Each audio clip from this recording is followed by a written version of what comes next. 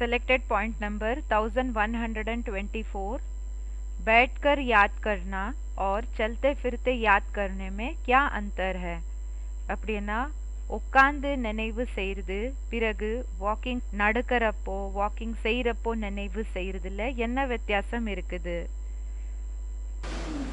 एक जगह बैठ के बाबा को याद करने में और काम करते चलते फिरते याद करने में क्या अंतर? अंतर ये है कि जब चारों ओर दुनिया में विनाश होगा, என்ன வித்தியாசம் இருக்குதுன்னா எப்போ உலகத்துல நாலா பக்கம் விநாசம் ஆகுமோ तो लोग हमें एक जगह बैठने देंगे? அப்போ ஜனங்க நம்மள ஒரு இடத்துல உட்கார விடுவாங்களா? और हमने एक जगह बैठ के याद करने की प्रैक्टिस की, பிறகு நாம ஒரு இடத்துல உட்கார்ந்து நினைவு செய்யற பிராக்டிஸ பண்ணோம். तो याद की यात्रा में हम फेल हो जाएंगे या पास होंगे? அப்போ நினைவினோட யாத்திரையில நம்ம ஃபெயில் ஆகுவோமா இல்லன்னா பாஸ் ஆகுவோமா? फेल हो जाएंगे। ஃபெயில் ஆயிடுவோம். इसलिए क्या करना है அதனால என்ன செய்யணும்? कि चलते फिरते उठते बैठते काम करते இப்போ நடக்கிறப்போ உட்கார்றப்போ எஞ்சுக்கிறப்போ வேலையை செய்யறப்போ हर समय याद करने की प्रैक्टिस करनी है। எல்லா நேரத்திலயும் நினைவு செய்யற பிராக்டிஸ பண்ணணும். बैठ के याद कर किया होगा तो आंखें बंद करके याद किया होगा। உட்கார்ந்து நினைவு செஞ்சிருப்பீங்கன்னா கண்களை க்ளோஸ் பண்ணிட்டு நினைவு செஞ்சிருப்பீங்க. चलते फिरते उठते बैठते काम करते याद किया होगा तो आंखें खोल के याद किया होगा। இப்போ உட்கார்றப்போ எஞ்சுக்கிறப்போ நடக்கிறப்போ வேலை எல்லாம் செய்யறப்போ நினைவு செஞ்சிருந்தீங்கன்னா அப்போ கண்ணை ஓபன் பண்ணிட்டு நினைவு செஞ்சிருப்பீங்க. तो आंखें खोल करके याद करने का और ज्यादा फायदा। இப்போ கண்களை ஓபன் பண்ணிட்டு நினைவு செய்யறதுல இன்னமும் லாபம் இருக்கு. है आंख बंद करके याद करना कि कोई देखने में ना आ जाए। பாபா சொல்றாங்க கண்களை க்ளோஸ் பண்ணிட்டு நினைவு செய்யறது இப்போ யாருமே நமக்கு தென்படக்கூடாது. ये तो कायरता हो गई। இது கோழைத்தனம் ஆயிடுச்சு. क्या என்ன क्या कायरता हुई என்ன கோழைத்தனம் ஆயிடுச்சு? कि आंखें खुली हैं கண்கள் ஓபன் ஆக இருக்கு. और हमने किसी को देख लिया இப்ப நாம யாரையோ பார்த்துட்டோம். तो बस हो गया सत्यानाश। ஆயிடுச்சு, சத்யநாசம் ஆயிடுச்சு. ये कायरता हो गई। அப்போ இது கோழைத்தனம் ஆயிடுச்சு. थाली सामने परसी हुई हो அப்படி கிடையாது. எப்படின்னா அந்த தட்டைய பருமாறி இருப்பாங்க, நம்ம முன்னாடியே பருமாறி இருப்பாங்க. और फिर भी न कोई खाए ஆனாலும் இப்போ ஒருத்தர் சாப்பிடாம இருக்கிறது. तब कहेंगे त्याग किया। அப்ப சொல்வாங்க தியாகம் செஞ்சாங்க. क्या என்ன त्याग किसे कहेंगे? தியாகம்னு சொல்லி எதுக்கு சொல்வாங்க? इंद्रियां जो हैं सालिम हो, இந்திரியங்கள் நல்லபடி நல்ல ஸ்டேஜ்ல இருக்கு. इंद्रियां शक्तिशाली हो இந்திரியங்கள் சக்திசாலியாக இருக்கு.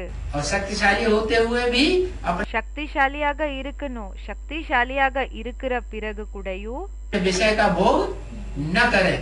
அந்த விஷயம் என்ன இருக்குதோ அதோட போகம் என்ன இருக்குதோ அது என்ஜாய் பண்ண கூடாது, எடுத்துக்க கூடாது. तो कहेंगे इंद्रियां शक्तिशाली। அப்போ சொல்வாங்க இந்திரியங்கள் சக்திசாலியாக இருக்கு. इंद्रियों में ताकत ही नहीं है। இந்திரியங்கள்ல சக்தியே இல்ல. फिर कह रहे हैं हमने तो भोगों को जीत लिया। பிறகு சொல்லுறது நாம போகங்களை மேல வெற்றி அடைஞ்சிட்டோன்னு. हम तो अभोक्ता हो गए। நாம அபோக்தா ये ஆயிட்டோம். कोई बड़ी बात थोड़ी। இது என்ன பெரிய விஷயமா என்ன? 10 साल कोई कैद में रहे, பாபா சொல்றாங்க 10 வருஷம் ஜெயில யாரோ இருந்தாங்க. फिर बाहर निकल के गए हमने 10 साल इंद्रियों को कंट्रोल किया। பிறகு வெளியில வந்து சொல்வாங்க நானு 10 வருஷங்கள் இந்திரியங்களை கண்ட்ரோல் பண்ணிருந்தேன். तो ये सच्ची बात है? அப்ப என்ன இது உண்மையான விஷயமா? है? ये तो झूठी बात हो गई। இது பொய்யான விஷயம் ஆயிடுச்சு. फालतू डिंग मारने वाली बात हो गई। இது அப்படியே வீணா அல்டிக்கிற விஷயம் ஆயிடுச்சு. असलियत ये है உண்மையான விஷயம் என்னன்னா कि इंद्रियां जो हैं वो काम करें, இந்திரியங்கள் வேலையை செய்யணும், हम कार्य व्यवहार में रत रहें, நாம செயல்கள்ல ஈடுபட்டு இருக்கணும். लेकिन बुद्धि दूसरी जगह लगा दे। ஆனா புத்திய வேற இடத்துல வச்சிடணும், ஈடுபடுத்தணும். जैसे रास्ते में कोई आदमी जा रहा है, உதாரணத்துக்காக இப்போ ஒரு மனிதன் இந்த ரோட்ல போயிட்டு இருக்காங்க, कारखाने में जा रहा है, ஃபேக்டரிக்கு போயிட்டு இருக்காங்க. अब उसकी दिल लगी हुई है किसी लड़की के साथ, இப்போ அவங்களோட மனசு என்றது ஒரு பொண்ணு கூட இருக்கு. रास्ता जा रहा है तेजी से, பாபா சொல்றாங்க ரொம்ப ஸ்பீடா போயிட்டு இருக்காங்க, வேகமா போயிட்டு இருக்காங்க, நடந்து போயிட்டு இருக்காங்க. आंखें खुली हुई हैं, கண்கள் திறந்திருக்கு. वो अपनी महबूबा को याद कर रहा है, அவங்க தன்னோட காதலிய நினைவு செஞ்சுட்டு இருக்காங்க. सामने से ढेर सारे लोग निकलते चले जा रहे हैं, முன்னாடி நிறைய பேரு நடந்துட்டு போயிட்டு இருக்காங்க. बाद में उससे कोई पूछे பிறகு அவங்கள யாராவது கேட்டாங்கன்னா, तुम्हारी आंखों के सामने में से कौन कौन निकल गया, तो உன்னோட கண்கள் முன்னாடியில இருந்து யார் யாரு போனாங்க? मुझे कुछ याद नहीं, क्यों नहीं याद, அவங்களுக்கு ஒண்ணுமே ஞாபகம் இருக்கிறது இல்ல. ஏன் நினைவு இருக்கிறது இல்ல? क्योंकि मन दूसरी तरफ था, इसलिए ஏன்னா மனசு வேற இடத்துல இருந்தது. आंखों ने खुले होते हुए भी कुछ भी அதனால இந்த கண்கள் ஓபன் ஆக இருந்தாலும் ஒண்ணுமே देखा। பார்க்கல. ये स्टेज इंद्रियों की बनानी है। பாபா சொல்றாங்க இந்திரியங்களினோட ஸ்டேஜ் என்ன இருக்குதோ இப்படி ஆக்கிக்கணும், ये ஆக்கணும். अकेली आंख की बात नहीं है। இது வெறும் கண்களோட விஷயம் மட்டும் இல்ல. क्या என்ன? सभी इंद्रियों की यही स्टेज बनानी है எல்லா இந்திரியங்களினோட ஸ்டேஜ இப்படிதான் ஆக்கிக்கணும். कि इंद्रियां कर्म करें, இந்திரியங்கள் செயல்களை செய்யணும், लेकिन कर्म का फल न भुगते।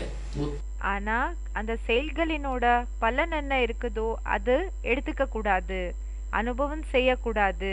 तब होगा जब मन परमात्मा की याद में இது எப்போ ஆகும்னா எப்போ மனசு பரமாத்மாவினோட நினைவுல ऐसा लगा हुआ हो அப்படி ஈடுபட்டு இருக்கணும். कि एक शिव बाबा दूसरा में कोई याद आए।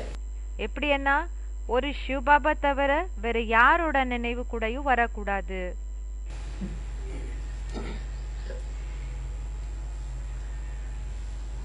तब हम विजयी हो जाएंगे। அப்ப நாம வெற்றி அடைஞ்சிடுவோம். दुनिया का कोई भी आकर्षण हमको खींच नहीं सकेगा। அப்போ உலகத்தினோட எந்த அட்ராக்ஷன்ஸ் கூடயும் நம்மள இழுத்துக்க முடியாது.